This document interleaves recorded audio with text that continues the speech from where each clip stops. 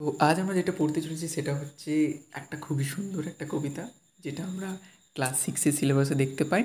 কবিতাটার নাম হচ্ছে I will go with my father a plugging, যেটা লিখেছেন জোসেফ ক্যাম্বেল লিখেছেন। অর্থাৎ আই উইল গো, আমি যাব উইথ মাই ফাদার, আমার বাবার সাথে যাব। কোথায় যাব? আ প্লাগিং, প্লাগিং মানে লাঙল করতে যাব। এখানে এই কবিতাটার মধ্য দিয়ে জোসেফ ক্যাম্বেল আমাদের দেখাচ্ছেন কিভাবে আমাদের কৃষিকাজ হয়ে থাকে, কৃষিকাজ কোন কোন পর্যায়ের মধ্য দিয়ে, কোন কোন ধাপের মধ্য দিয়ে হয়, সেই সব কিছু জিনিস আমাদেরকে তিনি এখানে দেখাবেন। এবং তার সাথে তিনি এটাও বলবেন যে কিভাবে প্রকৃতির বিভিন্ন জীব সব আমাদের এই কৃষি যখন করছি আমরা, তখন আমাদের সাথে আমাদের সঙ্গী হয়ে উঠেছে। সেই সব কিছুই আজ আমরা এই কবিতার মধ্যে দিয়ে দেখব।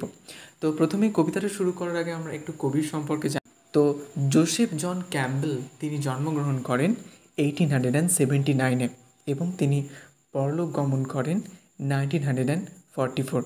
ওয়াজ এ ফেমাস ইরিশ পোয়েট, এবং তিনি একজন বিখ্যাত ইরিশ পোয়েট ছিলেন এবং লিরিসিস্ট ছিলেন।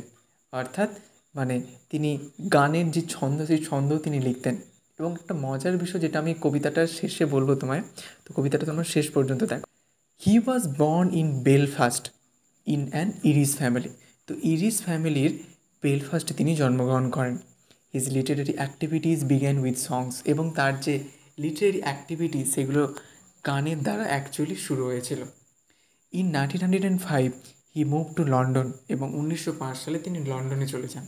His famous poems include at harvest, এবং তার ফেমাস পোয়েমসের মধ্যে রয়েছে at harvest, on waking, the blind man at the fair, the old man etcetera. এইগুলো হচ্ছে তার খুব বিখ্যাত বিখ্যাত কবিতা। তো আর সময় নষ্ট না করে শুরু করা যাক আমাদের আজকের কবিতা। I will go with my father a ploughing, written by Joseph Campbell. তো এখানে তিনি 3টে স্ট্যান্জা কবিতাটা শেষ করেছেন, এবং এই 3টে স্ট্যান্জা কৃষিকাজে 3টে ধাপের কথা আমাদেরকে এখানে বলবে। তো শুরু করা যাবে প্রথম স্ট্যান্জা। প্রথম স্ট্যান্জা তিনি বলছেন তার মনের যে ক্ষোভ, সেই ক্ষোভটা প্রকাশ করছেন। কি বলছেন? I will go with my father a plugging, যে আমি আমার বাবার সাথে যাব কি করতে? আ প্লাগিং, লাঙল করতে যাব। কোথায় যাব? To the green field by the sea, সমুদ্রের ধারে সবুজ মাঠে। অ্যান্ড দ্য, এবার তিনি বলছেন কিভাবে বিভিন্ন পাখিরা আমাদের সাথে আমাদের কৃষির কাজের জন্য একসাথে আমাদের সঙ্গী হয়ে ওঠে, সেগুলো তিনি বলছেন। And the rooks, the crows and the seagull, rooks, কাক এবং শঙ্খচিল will come flocking after me, এবং তারা সব আমাদের মাথার উপর দিয়ে উঠতে উঠতে যেন আমাদের সঙ্গী হয়ে উঠেছে, অর্থাৎ আমাদের কৃষিকাজের সঙ্গী হয়ে উঠেছে তারা, রুক্স, ক্রোজ এবং সিগালরা। I will sing to the patient horses, যেমন দেখো, যেমন হচ্ছে আমরা গ্রামে দেখি আমাদের বিভিন্ন গরু দিয়ে আমরা লাঙল করে থাকি, বা এখন অনেক সময় মেশিন চলে এসেছে, কিন্তু তখনকার ওই আয়ারল্যান্ডে ওখানে কিছু ঘোড়াদের দিয়ে লাঙল টানানো হতো। তো ঘোড়ারা সারাদিন ধরে লাঙল টেনে তারা খুব ক্লান্ত হয়ে গেছে, এবং তাই জন্যই তাদের কষ্টের কথা দেখে আমাদের কবি কী করছেন? আই উইল সিং, আমি গান গাইব two the patient horse's. Patient horse's মানে ওই সমস্ত ধৈর্যশীল ঘোড়াদের জন্য আমি গান গাইব, যারা আমাদের আমাদের যে খাদ্যের যোগান কৃষিকাজের দ্বারা যে আমরা করছি, সেটার জন্য ধৈর্য সহকারে লাঙল দিয়ে যাচ্ছে মাটিতে, তাই জন্যই তাদের ওই ধৈর্যশীল ঘোড়াদের জন্য আমি গান গাইব। With the Lark in the while of the air, তো লার্ক নামক একটা পাখি যে বাতাসের মধ্য দিয়ে উঠছে। And my father will sing the plug song, এবং আমার বাবা কি করবে? লাঙলের গান গাইবে, যখন লাঙল দিচ্ছে তখন লাঙল টানার গান আমার বাবা গাইবে। দ্যাট ব্লেসেস দ্য ক্লিভিং শেয়ার, যে ব্লেস মানে হচ্ছে একটা আশীর্বাদ টাইপের, যেটা কী করছে? দ্য ক্লিভিং শেয়ার, ক্লিভিং শেয়ার মানে একটা সমগ্র একটা জিনিসকে দুটো ভাগে ভাগ করে দিচ্ছে, সেটা হচ্ছে ক্লিভিং। লাঙল যেমন কী করে? একটা মাটিকে দুটো ভাগে ভাগ করে দেয়, তেমনইভাবে বলছেন যেটা দ্য ক্লিভিং শেয়ার, মানে মাটিকে দুটো ভাগে ভাগ করে দেবে। আর বাবা লাঙল টানার গান গাইবে, এবং সেই লাঙল দিয়ে কী হবে? লাঙল যখন টানছে তখন ওই ধৈর্যশীল ঘোড়াদের উপর যখন তার পিঠে লাঙলটা দিয়ে দিয়েছে, তখন সেই লাঙলটা ওই মাটিটিকে দুটো ভাগে ভাগ করে দেবে। এটাই হচ্ছে আমাদের ফার্স্ট অ্যান্সার, অর্থাৎ যেখানে আমরা দেখতে পাচ্ছি প্লাগিংয়ের কথা তিনি বলছেন। তাহলে প্রথমেই কৃষিকাজের প্রথম যে ধাপ সেটা হচ্ছে প্লাগিং করা, অর্থাৎ লাঙল দেওয়া। তারপর দ্বিতীয় নম্বর স্ট্যান্ডে তিনি কী বলছেন, I will go with my father আর সোয়িং, যে আমি আমার বাবার সাথে যাব, কোথায় যাব, আর সোয়িং, সোয়িং মানে বীজ বপন করতে যাব, মানে বীজ রোপণ করতে যাব, to the red field by the sea. তো এখন আর সেই সবুজ মাঠ নেই, এখন লাল মাঠ হয়ে গেছে, to the red field by the sea. লাল মাঠ কেন, কারণ আগে ঘাস ছিল, সেই ঘাসগুলো আর এখন নেই। তো মাটির যে এখন ওপরে, মাটির ওপরে আর তখন কিছু নেই, কোনো কিছুই গাছপালা নেই, তাই জন্যই মাটির যে কালার, সেই কালারটা ফুটে ওঠে, তাই জন্যই রেড ফিল্ড, সেই লাল মাটিতে আমি এখন বাবার সাথে বীজ রোপণ করতে যাব। And the rooks and the crows and the starlings will come flocking after me. সে আবার সেই রুকস, ক্রোস এবং স্টারলিংস নামক পাখিরা তারা আমাদের মাথার উপর দিয়ে কী করবে, ব্লকিং আফটার মি, মানে আমাদের উপর দিয়ে আবার সেই, মানে তারাও মুখে আওয়াজ করতে করতে চলে যাবে। এরপর তিনি কি বলছেন, I will sing to the striding sowers. Striding sowers মানে, স্ট্রাইডিং মানে ওয়ার্কিং হার্ড, মানে কঠোর পরিশ্রম করছে যেই সমস্ত শ্রমিকরা, সেই সমস্ত শ্রমিকদের জন্য আমি এবার গান গাইব। With the Finch on the greening slow. Finch নামক হচ্ছে একটা পাখি, যে পাখি গান গায়।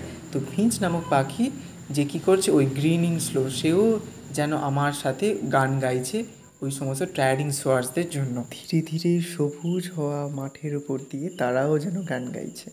And my father will sing the seed song. এবং আমার বাবা বীজ বপনের গান গাইবে। তা আমরা দেখে থাকি, গ্রামে যারা আমরা থাকি, তো দেখে থাকি সেখানে ওরকম মানে চাষি ভাইরা বিভিন্ন ধরনের গান করে থাকে। যখন লাঙল দেয়, লাঙল করার গান গায়, বীজ বপন করার, তারপর যখন বীজ বপন করে বীজ বপন করার গান করেন, এবং তারপর যখন ধান কেটে নিয়ে চলে আসবে তখন তার একটা গান। তো বিভিন্ন ধরনের গান আমরা শুনে থাকি। তো and my father will sing the seed song, এবং আমার বাবা বীজ রোপণ করার গান গাইবে। That only the wise men know, এবং যেটা একমাত্র জ্ঞানী ব্যক্তিরাই জানেন। ওকে, এই হচ্ছে আমাদের সেকেন্ড স্ট্যান্ডা বা সেকেন্ড ধাপ। তাহলে কৃষিকাজের দ্বিতীয় যে স্টেপটা আমরা সেটা দেখতে পাচ্ছি, সোয়িং করা, অর্থাৎ বীজ রোপণ করা। 3 নম্বর স্ট্যান্ডে তিনি বলছেন, I will go with my father আর রিপিং, এবং আমি আমার বাবার সাথে যাব কী করতে, আর রিপিং। রিপিং মানে হারভেস্টিং করতে যাব, মানে আমাদের শস্য ফলে গেছে এবং সেই শস্যকে আমরা কেটে নিয়ে আমাদের বাড়িতে নিয়ে আসবো।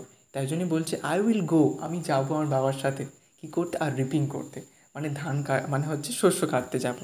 Two the brown field by the sea. তো ওখানে সাধারণত গম চাষ হয়। তো to the brown field by the sea, সমুদ্রের ধারে সেই এখন ওই সবুজ থেকে লাল হয়ে যাওয়া যে মাঠটা, সেই মাঠটা এখন ব্রাউন কালার হয়ে গেছে। সেই ব্রাউন কালারের মাঠে আমি যাব কী করতে, শস্য কাটতে। And the geese and the crows and the children will come flocking after me.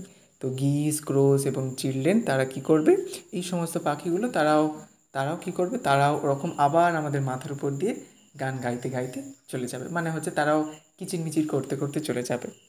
I will sing to the tan faced rivers. Tan faced rivers in the sense আমরা বলতে পারি যে সূর্যের কাছে অনেকক্ষণ ধরে থাকলে তখন আমাদের মুখটা বিবর্ণ হয়ে যায়, ফেন্টেড হয়ে যায়। তো তখন ওই ট্যান ফেসড হয়ে যায় রিপার্সের মুখ, অনেকক্ষণ সূর্যের নিচে থাকতে থাকতে। তো সেই সমস্ত ট্যান ফেসড হয়ে যাওয়া, মুখ বিবর্ণ হয়ে যাওয়া রোদের তাপে রিপার্স যারা রোপণ করছিলেন, যারা এখন ধান কাটবেন, তাদের জন্য আমি এবার গান গাইব। With the rain in the heat of the sun. তো রেন নামক পাখিও আমার সাথে গান গাইবে ওই সূর্যের প্রখর তাপে, in the heat of the sun. And my father will sing the scythe song. এবং আমার বাবা, স্কাইথ মানে কাস্তে, আমার বাবা কাস্তের গান গাইবেন। That joy is for the harvest done. এবং যেটা আমাদের হারভেস্ট ডানে এক প্রকার আমাদের একটা আনন্দ দেবে। That joy is for the harvest done. তো এই হচ্ছে আমাদের 3টে স্ট্যান্ডা। এবং লাস্ট স্ট্যান্ডায় তিনি যেটা বলছেন যে আমাদের শেষ যে পর্যায় সেটা কি, তাহলে কৃষিকাজের শেষ পর্যায় সেটা হচ্ছে হারভেস্টিং করা বা রিপিং করা। এটা হচ্ছে বা শস্য কেটে আমাদের বাড়িতে নিয়ে আসা, এটা হচ্ছে লাস্ট স্ট্যান্ডা। ঠিক আছে, একটা আমি প্রশ্ন করছি, তো এই প্রশ্নের উত্তর যারা যারা সঠিক দেবে তাদের নাম আমি পরবর্তী ভিডিওয়ে বলবো। তো এই কবিতায় জোসেফ ক্যাম্বেল কৃষিকাজের যে 3টি ধাপের কথা বলেছেন, সেই 3টি ধাপগুলি কী কী। ঠিক আছে, তোমরা কমেন্টে উত্তর জানিয়ে দাও এবং তোমাদের কেমন লাগলো এই কবিতাটা অবশ্যই তোমরা কমেন্টে বলতে ভুলো না যেন। এবং এই একটা খুব মজার বিষয় যেটা আমি বলছিলাম সেটা হচ্ছে এই কবিতাটা একটা গানের মধ্য দিয়ে আমাদের ইউটিউবে রয়েছে।